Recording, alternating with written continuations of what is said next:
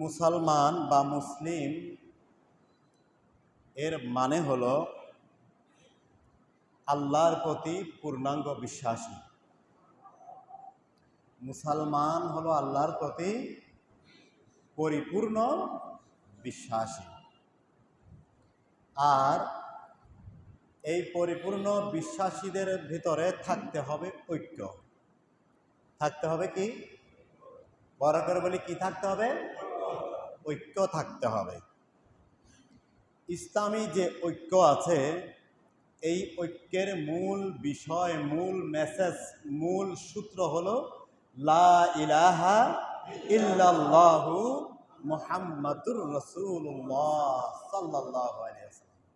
এই কালেমার ভেতর দিয়ে আমরা কি পেলাম? আমাদের প্রথম শব্দ হলো লা ইলাহা ইল্লাল্লাহ। আল্লাহ ছাড়া কোনো ইলাহা নাই, আল্লাহ ছাড়া কোনো মাবুদ নাই, আল্লাহ ছাড়া কোনো উপাস্য নাই, আল্লাহ ছাড়া ইবাদতের যোগ্য আর কেউ নাই।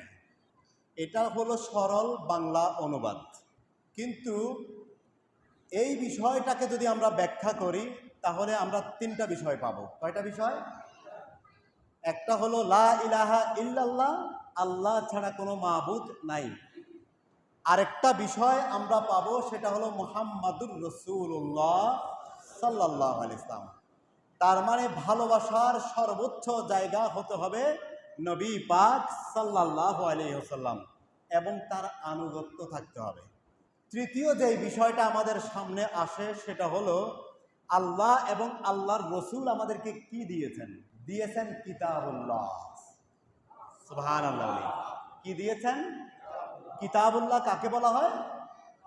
পবিত্র কোরআন। কাকে বলা হয়? পবিত্র কোরআন। তাহলে খেয়াল রাখতে হবে, মুসলিম ঐক্যের সরল অর্থে যে তিনটি বিষয়টাকে বোঝায়, সেই তিনটি বিষয় হলো আল্লাহর প্রতি সর্বোচ্চ ভয়, আল্লাহর প্রতি সর্বোচ্চ বিশ্বাসের জায়গা এবং নবী পাক সাল্লাল্লাহু আলাইহি ওয়াসাল্লামকে পরিপূর্ণ ভালোবাসা এবং আনুগত্য দেওয়া, আর পবিত্র কোরআনের যে বাণী রয়েছে, যে নির্দেশ রয়েছে, সেই নির্দেশ নিজের জীবনে আমল করা। সুবহানাল্লাহ। আল্লাহ রাব্বুল আলামিন বলেন, ওয়াতাসিমু বিহাবলিল্লাহি জামিআন ওয়া লা তাফাররাকু।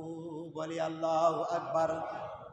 আল্লাহ রাব্বুল আলামিন বলেন, বান্দা তোমরা প্রত্যেকেই আল্লাহর রজ্জুকে আঁকড়ে ধরো, আল্লাহর রশিকে আঁকড়ে ধরো, পরস্পর বিচ্ছিন্ন হইও না। লা ইলাহা ইল্লাল্লাহর ভেতরে যে মেসেজ আমাদেরকে দেওয়া হচ্ছে, আল্লাহ ছাড়া কোনো ইবাদত করা যাবে না। এখন তাহলে আল্লাহর ইবাদত কি? আল্লাহর ইবাদত কি? 5 ওয়াক্ত নামাজ পড়া। 5 ওয়াক্ত নামাজ পড়া এটি একটি ইবাদত। রোজা রাখা এটি আরেকটি ইবাদত। হজ করা এটি আরেকটি ইবাদত। এইভাবে কিছু ইবাদত আছে, সেগুলোকে শরঈ ইবাদত বলে। কি বলে? শরঈ ইবাদত। আবার কিছু ইবাদত আছে সিয়াসি ইবাদত। যেমন রাষ্ট্রে কোন আইন দিয়ে রাষ্ট্র চলবে, এটা আল্লাহর কোরআনে বলেছে কিনা? নাকি বলে নাই? Islam is the complete code of life যদি আপনি বিশ্বাস করেন, পূর্ণাঙ্গ জীবন বিধান যদি আপনি বিশ্বাস করেন, তাহলেই আপনি আল্লাহর বান্দা হতে পারবেন। সুতরাং এর বাইরে বিশ্বাসের কমতি হওয়ার কোনো সুযোগ নাই। তাহলে লা ইলাহা ইল্লাল্লাহ, আল্লাহ ছাড়া কোনো ইবাদত করা যাবে না, আল্লাহ ছাড়া কারো উপাসনা করা যাবে না। এখন লা ইলাহা ইল্লাল্লাহর ভিতরে আমার ব্যক্তি জীবন যেমন আছে, আমার পারিবারিক জীবনও আছে। ঠিক কিনা বলেন? পরিবারে বাবাকে কি সম্মান দিতে হবে, মাকে কি সম্মান দিতে হবে, সেই ব্যাখ্যা আছে কিনা? কোরআনে আছে কিনা? আছে কিনা? সেটা আমরা মানি কয়জনে? নিজের বাবাকেও তাচ্ছিল্য করি, আছে না এরকম সন্তান? মাকে বুড়ি বলে বা বকা দেয়, আছে না এরকম সন্তান? আছে কিনা? পারিবারিক জীবন যেমন আছে, আমাদের সামাজিক জীবন আছে। আছে কিনা বলেন? আমাদের সামাজিক জীবন আছে কিনা? আছে। আমাদের সাংস্কৃতিক জীবন আছে। আছে কিনা বলেন? আছে। আমাদের রাষ্ট্রিক জীবন আছে, যেখানে অর্থনীতি, সমাজনীতি, পররাষ্ট্রনীতি যেই নীতির ভেতরে থাকে, ঠিক কিনা বলেন? এখন আমি আল্লাহর বান্দা হিসাবে মসজিদে নামাজ পড়তে আসি, কিন্তু রাষ্ট্রে যখন, সংসদে যখন বসি, তখন আমি বলি ধর্ম নিরপেক্ষতাবাদ। এইরকম বলি কিনা বলেন? বলি কিনা বলেন? অনেকেই ব্যাখ্যা দিতে পারেন ধর্ম নিরপেক্ষ মানে যার যার ধর্ম সে পালন করবে। আসলে কিন্তু তা না। তারা আবার লাকুম দিন হুকুম ওয়ালিয়া দিনের উদাহরণও টানে। তোমার ধর্ম তোমার জন্য, আমার ধর্ম আমার। এই কথাটাকে তারা কি করে? উদাহরণ হিসাবেও দেয়। আসলে কি তাই? এর অর্থ কি আসলে তাই? কিন্তু আল্লাহ রাব্বুল আলামিনের হাবিব কি বলেছেন? আল্লাহর হাবিবকে দেওয়া হয়েছিল, প্রস্তাব দেওয়া হয়েছিল, ঠিক আছে আপনার দিন আমরা মানলাম, তবে 15 দিন আমরা আপনার ধর্ম পালন করব, আর 15 দিন আপনি আমাদের ধর্ম পালন করবেন। নাউযুবিল্লাহ বলি। আমার রাসূল কি সেটা মেনে নিয়েছিলেন? আল্লাহর তখন আয়াত নাজিল করেছেন, লাকুম দীনুকুম ওয়ালিয়া দিন। তোমার ধর্ম তোমার জন্য, আমার ধর্ম আমার জন্য। তুমি আমারটা মানলে মানতে পারো, জাহান্নামের থেকে বাঁচতে পারো। আর যদি তুমি না মানো, তুমি জাহান্নামে যেতে চাইলে জোর করে আমি তোমাকে আনার কোনো দরকার নাই। আমি আমার আল্লাহর মেসেজ তোমার কাছে পৌঁছে দেওয়ার জন্য আমি রাসূল হয়ে এসেছি, আমি আমার দায়িত্ব পালন করেছি। সুবহানাল্লাহ। এবার জান্নাতে যাবেন নাকি জাহান্নামে যাবেন সেটা আপনার ইচ্ছা। সুতরাং যারা ধর্ম নিরপেক্ষতাবাদ বলে ইসলামটাকে আলাদা করতে চায়, আসলে আমরা ভুল করি। তারা কি করি? ভুল করি। কারণ ধর্ম নিরপেক্ষতাবাদ মানে হলো আমার ধর্মের পক্ষে আমি থাকবো, আপনার ধর্মের পক্ষে আপনি থাকবেন। এটাকে বলে নিরপেক্ষতা। অর্থাৎ রাষ্ট্রে যারা বিভিন্ন ধর্মের লোক আছে, তারা যে কোনো আচার অনুষ্ঠান করবে, সেই আচার অনুষ্ঠানে রাষ্ট্র সেখানে সহযোগিতা করবে। কিন্তু আজকে বড় দুর্ভাগ্যের বিষয় হলো হিন্দু, বৌদ্ধ, খ্রিস্টান এরা 3 জাতি এক হয়ে ঐক্য পরিষদ করেছে, যেখানে আমাদের মুসলমানের কুলাঙ্গাররা সেই মঞ্চে গিয়ে বক্তব্য দেয় ইসলাম ধর্মের বিরুদ্ধে, ঠিক কিনা বলেন? এরাই আবার বাংলাদেশে বর্তমান একটা সিচুয়েশন তৈরি হওয়ার পরে ভারতের সাথে এককাট্টা হয়ে সমস্ত মিডিয়াগুলোকে লাগিয়ে দিয়েছে আমার দেশের বিরুদ্ধে। শুধু তা না, তারা ভারতের তিস্তার পানি ছেড়ে দিয়ে আমাদের দেশের প্রায় 23টা জেলাকে পানির নিচে ডুবিয়ে দিয়েছে। সুতরাং খেয়াল রাখতে হবে, ভারত আমাদের মুক্তিযুদ্ধের সময় আমাদের পক্ষে সহযোগিতা করেছিল, ঠিক আছে, প্রতিবেশী হিসাবে আমাদেরকে উপকার করেছে, আমরা মানি, কিন্তু তাই বলে আমরা ভারতের চাকর না। এই সময়ের ভেতরে আপনি ফেনীতে যারা এই 2 দিনের খবর দেখেছেন, আমি নিজে খবর দেখে আশ্চর্যান্বিত হয়ে যেতে হচ্ছে। পানির স্রোত এত বেশি যে নিচতলা ডুবে গেছে, দোতলারও অর্ধেক ডুবে গেছে। গাছ ধরে কোনো একটা ধরে বেঁচে থাকার জন্য চেষ্টা করতেছে, ওখান থেকে পানির স্রোত ছিটকে নিয়ে যাচ্ছে, ডুবাই দিচ্ছে পানির নিচে। সুতরাং 40 বছরে যেটা হয় নাই, ভারত শুধুমাত্র যেই কোনো একটা কারণে, যেই কোনো একটা দলকে ক্ষমতায় পাচ্ছে না বিদায় তারা এই প্রতিশোধ আমাদের উপরে নিচ্ছে। আর গত কয়েকদিন আগে, এই 5-6 দিনের আগের প্রথম আলোর একটা পত্রিকায় আমি নিউজ দেখেছি, যারা এই ফেসবুক, ইউটিউবে, বিভিন্ন রকম মিডিয়াতে বিভিন্ন প্রপাগান্ডা চালাচ্ছে, মাশরাফির বাড়িতে হামলা হয়েছে, ওরা দিয়েছে লিটন দাসের বাড়িতে হামলা। ওরা লিখেছে লিটন দাসের বাড়িতে হামলা। আওয়ামী লীগের অফিসে হামলা হয়েছে, ওরা লিখেছে হিন্দুদের মন্দিরে হামলা। এইভাবে সারা বাংলাদেশটাকে সাম্প্রদায়িক দেশ হিসাবে পরিচিত করা দেওয়ার জন্য ভারত পায়তারা চালিয়ে যাচ্ছে। একজন মুসলমান হিসাবে আমাদেরকে এর বিপক্ষে প্রতিবাদের আওয়াজ করতেই হবে, করতেই হবে। পত্রিকার নিউজ থেকে আমি দেখতে পাচ্ছি 73% এই আইডিগুলো, যেসব আইডি ফেসবুক, ইউটিউবের যেসব আইডিগুলো এই প্রপাগান্ডা চালাচ্ছে, এগুলো 73% হলো ভারতের আইডি। ভারতে যা রেমিটেন্স ইনকাম হয়, যা রেমিটেন্স ভারতে আসে, সারা পৃথিবী থেকে যে ইনকাম ভারত করে, তৃতীয় ইনকাম হলো বাংলাদেশ থেকে। তৃতীয় ইনকাম হলো বাংলাদেশ থেকে। সুতরাং এত বিশাল বাণিজ্য যারা এখানে করে, সেই মানুষগুলোর সাথে মুনাফিকি করার কোনো রকম সুযোগ দেওয়া যেতে পারে না। সুতরাং আমরা সাম্প্রদায়িক নয়, ভারত সাম্প্রদায়িক, ঠিক কিনা বলেন? সুতরাং ভারতের উচিত হলো প্রতিবেশীতে যদি আগুন লাগে, আপনার বাড়িতে যদি আগুন লাগে, সেই আগুনের ছিটকা না হলে একটু তাপ হলেও আপনার ঘরে লাগবে, ঠিক কিনা বলেন? সুতরাং বাংলাদেশকে উত্তপ্ত করলে ভারতের যে আমাদের প্রতিবেশী যে জায়গাগুলো, আমাদের আশেপাশে যে জায়গাগুলো আছে, আপনি কি মনে করেন কলকাতা খুব আরামে ঘুমাতে পারবে? সুতরাং সেখান থেকে ভারতের উচিত আমাদের সাথে সৌহার্দ্যপূর্ণ ভালোবাসার পূর্ণ আচরণ করা। সুতরাং রাষ্ট্রিক জায়গা থেকে আল্লাহ ছাড়া কারো ইবাদত করা যাবে না।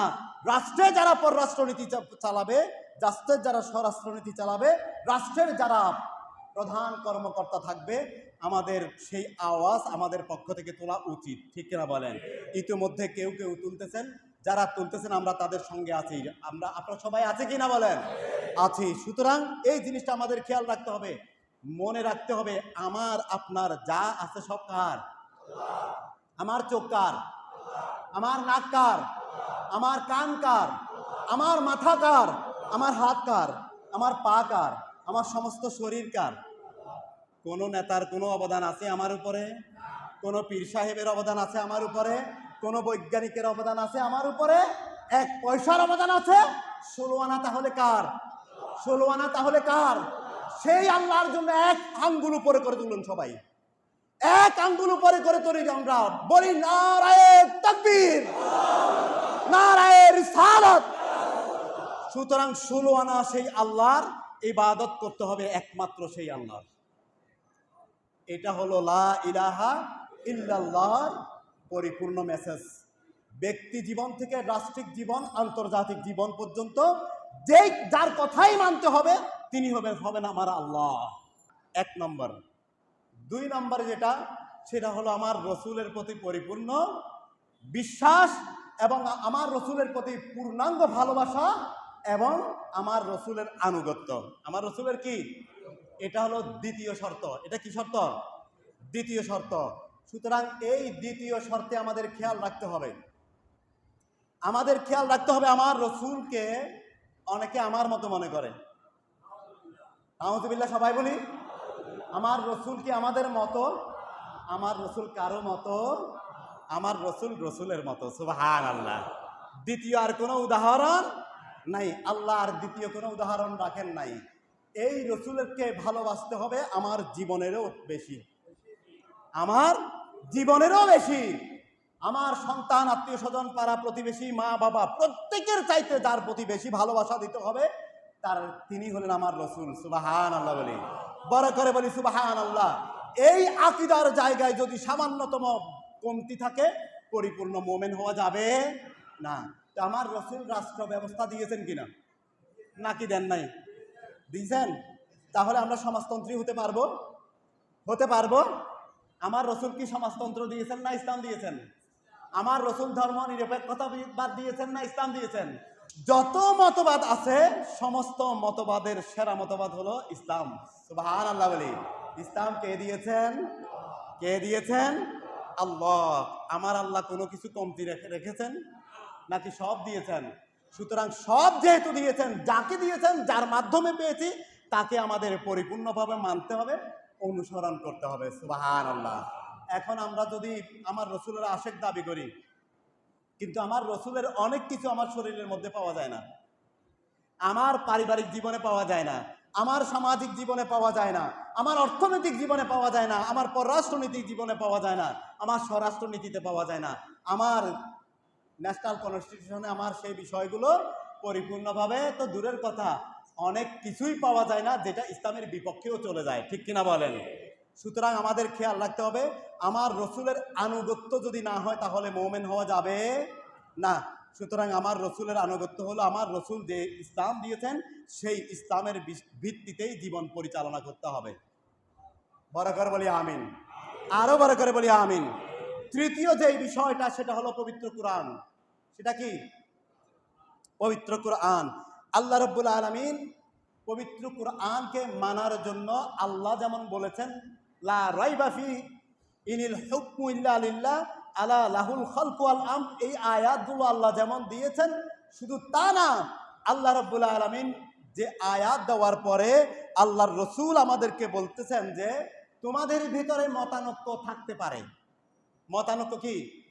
থাকতে পারে। আচ্ছা, আমি যদি মিষ্টি পছন্দ করি, আপনি হয়তো ঝাল পছন্দ করতে পারেন, ঠিক কিনা বলেন? ঠিক কিনা বলেন?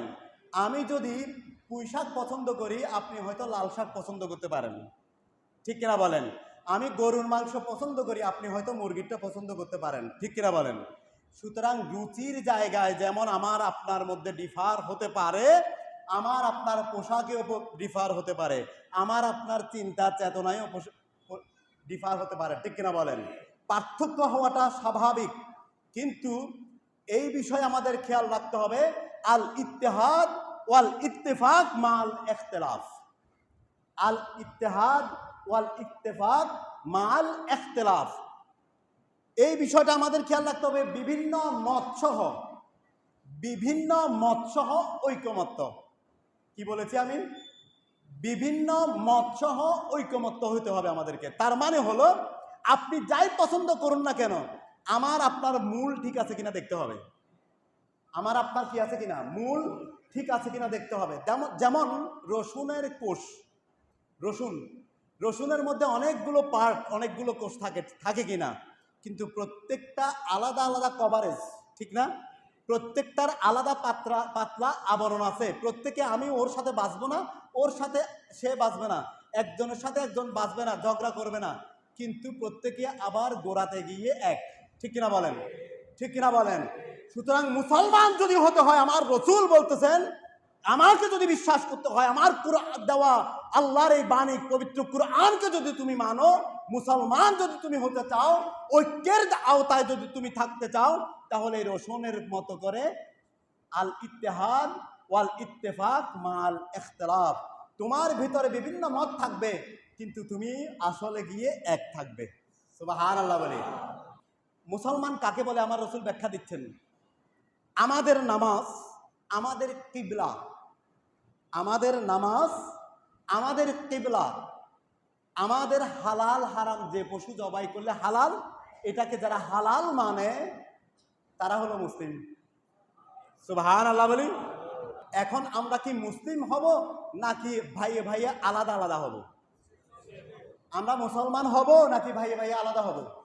বড় করে বলি কি হব? মুসলমান হব। মুসলমান যদি হতে হয়, তাহলে আপনার আমার ভিতরে বিভিন্ন মত পার্থক্য থাকতে পারে। একটা হলো ইজতিহাদি মত পার্থক্য, ফিকহি মত পার্থক্য। এই মত পার্থক্যগুলোতে আপনার আমার ডিফার হতে পারে, কিন্তু মূল যদি আপনি নামাজি হন, মূল যদি আপনি কলেমায় বিশ্বাসী হন, মূল যদি আপনি এই কুরআনেরই অনুসরণকারী হন, মূল যদি আপনি আমার রসুলের উম্মত হয়ে থাকেন, তাহলে আমরা সবাই আসলে এক। এই ঐক্য যদি আমার আপনার ভিতরে না থাকে, আমার আপনার ভিতরে মারামারি যত বেশি হবে, আমাদের প্রতিবেশীরা তত বেশি সাহস পাবে, ঠিক কিনা বলেন? আমার রসুল বলেছেন, ঐক্য যদি থাকে, আল্লাহ রাব্বুল আলামিন সেখানে রহমত করেন। আর যদি অনৈক্য হয়, আল্লাহ রাব্বুল আলামিন তাকে একা যে চলে, তাকে জাহান্নামে পৌঁছায় দেন। নাউযুবিল্লাহ বলবেন না? সুতরাং আমাদের খেয়াল রাখতে হবে ঐক্য থাকার জন্য। কি থাকার জন্য? আর ঐক্য যদি থাকে, ঐক্য থাকলে কি আসে? সফলতা। সুবহানাল্লাহ বলি। ঐক্য থাকলে কি আসে? আপনার 5 ভাই 5 রকম কথা বলেন, প্রতিবেশী আপনার উপরে যে প্রতিশোধ নেওয়ার, দেখবেন আপনাকে আঘাত করতে 1 সেকেন্ডও চিন্তা করবেন না। কিন্তু আপনি 5 ভাই, যদি আপনি ঠিক থাকেন, আপনার উপরে আঘাত করতে সে 50 বার চিন্তা করতে হবে, ঠিক কিনা বলেন? একটা জিনিস খেয়াল রাখবেন, একটা শলা দিয়ে কখনো ঝাড়ু হয় না।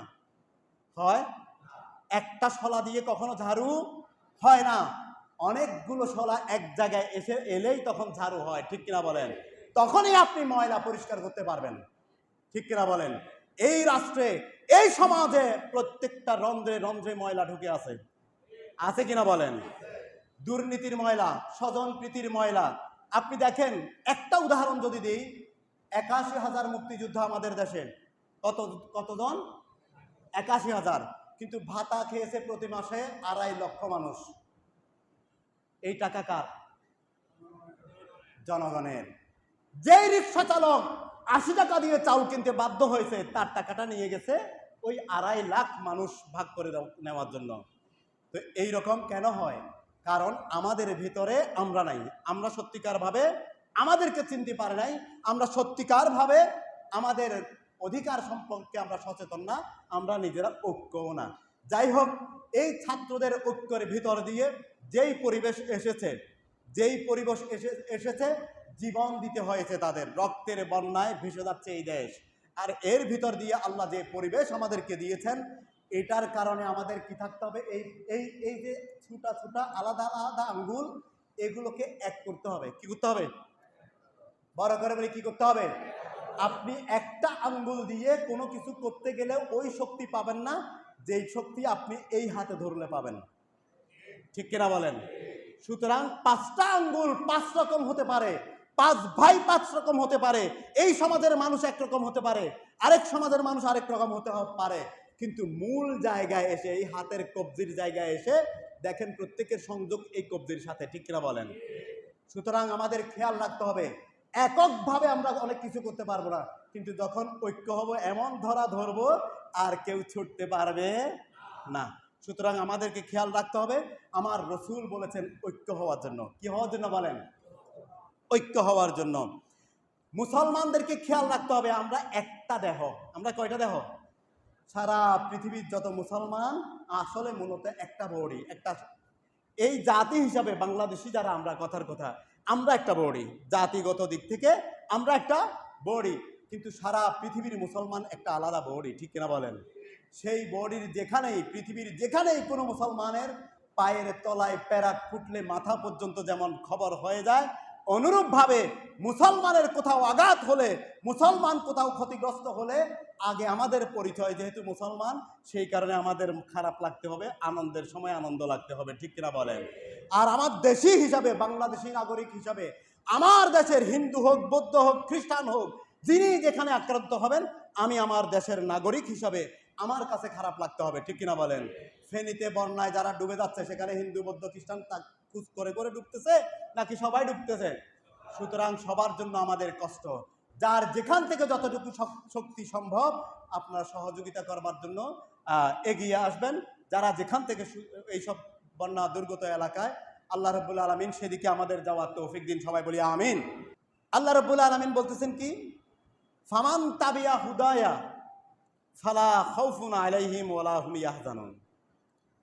যারা আমার এই হেদায়েত মানবে, কি মানবে? হেদায়েত। হেদায়েত কি? আল্লাহর রসুলের দেওয়া বাণী। আল্লাহর রসুলের দেওয়া কি বাণী? এই বাণী যারা মানবে, এই হেদায়েত যারা মানবে, ফালা খাউফুন, তাদের কোনো ভয় থাকবে না। সুবহানাল্লাহ বলি। ওয়ালা হুম ইয়াহজানুন, তাদের কোনো চিন্তারও কারণ নাই। তাদের কোনো চিন্তারও কারণ নাই। এই গ্যারান্টি কে দিয়েছেন? আল্লাহ। সুবহানাল্লাহ, বড় করে বলি সুবহানাল্লাহ।